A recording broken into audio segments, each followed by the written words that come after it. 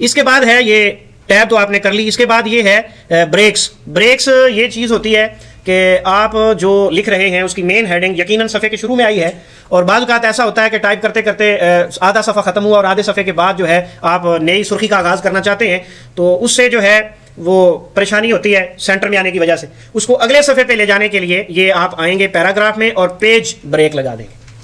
Column break भी हो सकती है, पेज ब्रेक भी हो सकती है। तो ये है प्रीफ्रेंस पैराग्राफ सेटिंग में जस्टिफाइड करना है, और फर्स्ट लाइन को आपने ऑटो टैब देना है, और इस जगह पर यहाँ जो लिखा हुआ है लाइन स्पेसिंग, ये लाइन स्पेसिंग जो है यानी लाइन हाइट है उसकी, एक लाइन का दूसरी लाइन से दरमियानी जो फासला होता है वो कितना होना चाहिए। इसके लिए जो ऑटोमेटिक तरीकाकार है वो ये है कि आपने पॉइंट साइज रखा है 15। कितना रखा था?